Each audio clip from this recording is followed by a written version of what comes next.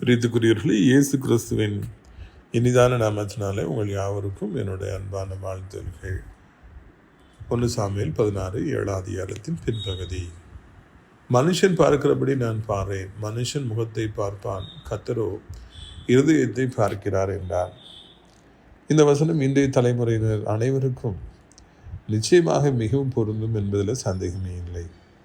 மனிதர்கள் எப்பொழுதுமே முகத்தையும் அழகையும் வெளிப்புற தோற்றத்தையுமே பார்க்கின்றார்கள், முக்கியத்துவம் கொடுக்கின்றார்கள். ஒரு இடத்துக்கு போவதற்கு முன்பதாக எவ்வளவு நேரம் இன்றைக்கு கண்ணாடி முன்பாக நிற்கிறார்கள், அலங்காரம் செய்கின்றார்கள். அதெல்லாம் நான் தவறு என்று சொல்ல வரவில்லை. கண்டிப்பாக நான் டீசெண்டாக இருக்கணும், டீசென்ட் லுக்கிங்காக இருக்கணுங்கிறதுல சந்தேகம் இல்லை. அதற்கான சில நேரங்களில் நாம் செலவழித்து ஆனால் அதுதான் வாழ்க்கை என்று நினைப்பதற்கு எதுவுமே இல்லை. அலங்காரமே கதி என்று நான் கிடப்பதே ஒன்றுமே இல்லை. ஒரு மனிதரை மனுஷியை பார்க்கிற பொழுது வெளிப்புற தோற்றம் எப்படி இருக்கிறது என்று வைத்து அவர்கள் நல்லவர்கள் கெட்டவர்கள் என்று நாம் முடிவு செய்வதற்கோ இல்லாவிட்டால் அவர்கள் நேசிப்பதற்கோ வெறுப்பதற்கோ எதுவுமே இல்லை. ஆனாலும் கூட காலகாலமாக மனிதர்கள் வெளிப்புற தோற்றத்திற்கே முக்கியத்துவத்தை கொடுக்கின்றார்கள். மிகப்பெரிய வேலைகளுக்கெல்லாம் இன்டர்வியூ வைக்கிற பொழுது அங்கே வெளிப்புற தோற்றம் எப்படி இருக்கிறது என்பதையும் முக்கியமாக கவனிக்கின்றார்கள். இந்த உலகம் வேண்டுமென்றால் அப்படி இருந்து விட்டு போகட்டும், அவர்களை இனியும் அப்படி தான் அது இருக்கும், அது மாற்றுவதற்கு ஒன்றுமில்லை. ஆனால் தேவனுடைய பிள்ளைகளாகி நாமும் நம்முடைய ஆண்டவரை பின்பற்றுகிறவர்களாக இருக்க வேண்டும். மனுஷரோ முகத்தை பார்க்கிறார், தெய்வமோ இருதயத்தை பார்க்கின்றார்.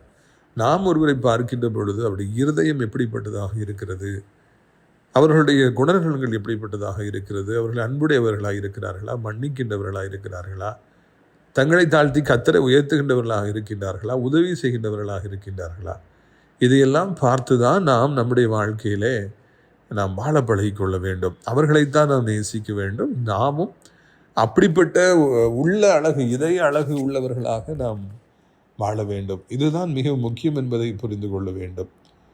ஒருவேளை அந்த இதயம் அழகுள்ள இருதயமா என்பதை முதல் நாளிலே பார்க்க முடியாது, கண்டுபிடிக்க முடியாது. காலங்கள் செல்ல செல்ல செல்ல தான் ஒருவருடைய இதயம் எவ்வளவு அழகாக இருக்கிறது, அலங்கோலமாக இருக்கிறது என்பதை எல்லாம் காண முடியும். இதயத்தின் நிறைவினாலே மனிதர்கள் பேசுகிறார்கள் என்று வார்த்தை சொல்லுகிறது. நல்லதோ கெட்டதோ இதயத்தில் இருப்பது ஒரு நாளில் வெளியே வந்து தீரும்.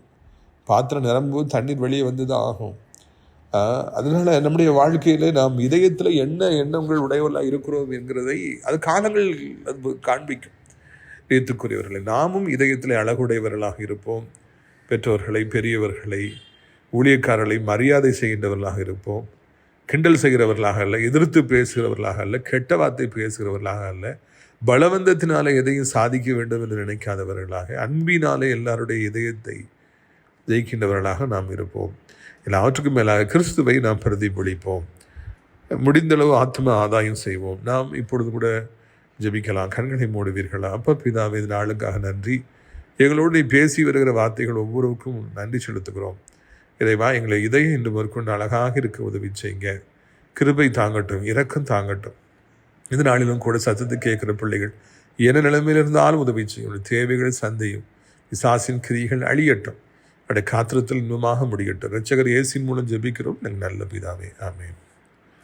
ஆண்டவர் இந்த நாள் முழுவதும் உங்களோடு இருந்து உங்களை ஆசீர்வதித்து நடத்துவாராக. ஆமென்.